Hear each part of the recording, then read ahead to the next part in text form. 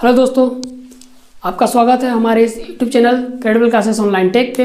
हम लोग यहाँ पढ़ रहे थे एनालॉजी के बारे में। एनालॉजी में हम लोगों ने उसको पढ़ने के लिए उसको कुछ बेसिस पे डिवाइड किया था, जिसमें पहला था वर्ड बेस्ड, दूसरा था लेटर बेस्ड, उसके बाद था आपका फिगर बेस्ड, नंबर बेस्ड, ये सभी हमें पढ़ने थे।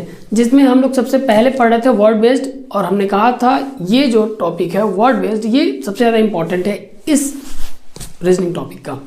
ठीक है, तो इसमें हम लोग लास्ट वीडियो में 10 क्वेश्चन लगा चुके थे जो कि वर्ड बेस्ड थे। आज भी हम लोग 10 क्वेश्चन और लगाएंगे वर्ड बेस्ड के। तो चलिए देखते हैं कि जो 10 क्वेश्चन है वो कौन कौन से और कैसे इसको करेंगे। ठीक है, आइए। इसमें सबसे पहला क्वेश्चन क्या लिखा गया है कि भारत का संबंध जिस प्रकार रुपए से है उसी प्रकार हमें बताना है कि स्पेन का संबंध किससे होगा। 4 ऑप्शन दिए गए हैं, युआन, डॉलर, यूरो और टका। तो यदि आपको पता होगा कि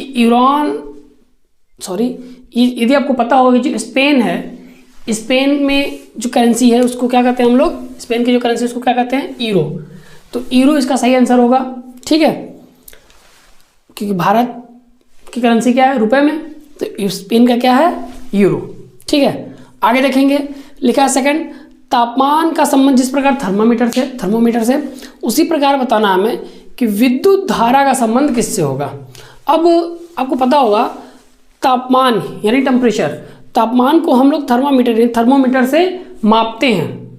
थर्मोमीटर से हम लोग टेम्परेचर क्या करते हैं, मापते हैं। तो बताना है विद्युत धारा को किससे मापेंगे। तो विद्युत धारा को हम लोग अमीटर से मापते हैं। किससे मापते हैं, अमीटर से। आपको बता दें, आप सेम ये क्वेश्चन 10th क्लास में फिजिक्स में पढ़े होंगे कि विद्युत धारा को किससे मापते हैं, अमीटर से मापते हैं। ठीक है, चलिए आगे देखते हैं। आगे क्या बोला गया है, आगे बोला है कि बल का संबंध जिस प्रकार न्यूटन से है, बल का संबंध जिस प्रकार न्यूटन से है उसी प्रकार बताना है कि दाब का संबंध किससे होगा। तो जैसे ऊपर का क्वेश्चन था कुछ उसी प्रकार का है कि बल को हम लोग, बल की जो यूनिट होती है यानी मात्रक जो होता है बल का, वो होता है क्या, न्यूटन।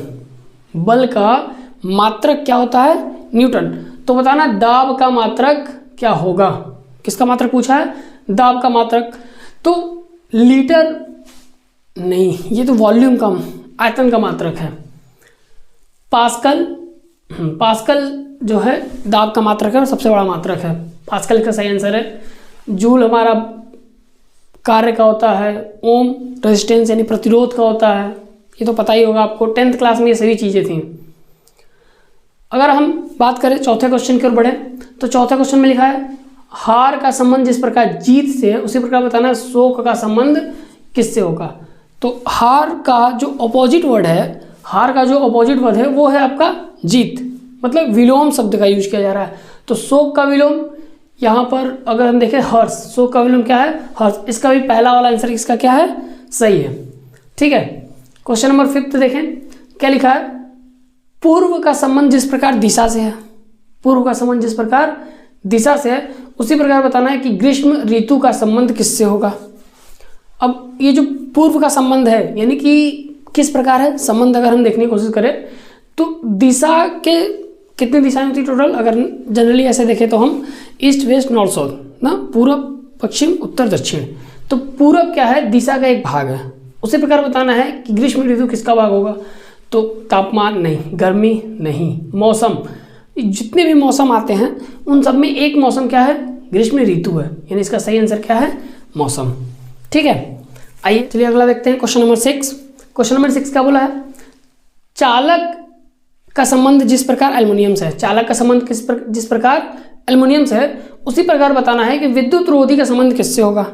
अब चालक किसे कहते हैं, जिसमें विद्युत धारा का सुगमता से प्रवाहित हो सके, जिसमें विद्युत धारा सुगमता से प्रवाहित हो सके यानी आसानी से। ठीक है, अब विद्युत रोधी किसे कहते हैं, जिसमें विद्युत धारा प्रवाहित नहीं होता है। अब एल्युमिनियम क्या है, एक चालक पदार्थ है जिसमें आसानी से विद्युत धारा प्रवाहित होता है, जैसे कॉपर होता है, लोहा होता है, चांदी होता है, इन सब में आसानी से विद्युत धारा प्रवाहित होता है। तो बताना है एक ऐसा पदार्थ जिसमें विद्युत धारा प्रवाहित नहीं होता है। तो ऐसा क्या होगा, विद्युत धारा प्रवाहित नहीं होता, तो विद्युत धारा प्रवाहित नहीं होता है जैसे अवरक। क्या है? अवरक। तो इसमें कहीं दिया क्या? हाँ, ऑप्शन नंबर बी अवरक इसका सही जवाब है। ठीक है, आगे देखते हैं क्वेश्चन नंबर 7 की ओर बढ़ते हैं। क्वेश्चन नंबर 7 क्या बोला है? चार मीनार का संबंध जिस प्रकार भारत से है, चार मीनार का संबंध जिस प्रकार भारत से है, तो बताना है कि पिरामिड का संबंध किससे होगा। तो चार मीनार कहाँ स्थित है? भारत में। तो बताना है पिरामिड कहाँ स्थित होगा। तो पिरामिड कहाँ स्थित है? सभी को पता होगा कहाँ स्थित है? मिस्र में। ठीक है, अच्छा आप लोग को ये बताना है कमेंट करके कि चार मीनार भारत के किस राज्य में स्थित है। ठीक है, ये आप लोग कमेंट कीजिएगा। आइए आगे देखते हैं क्वेश्चन नंबर 8। ठीक है, 8 क्या बोला है कि अखरोट का संबंध जिस प्रकार सेल से है उसी प्रकार बताना है कि केले का संबंध किससे होगा।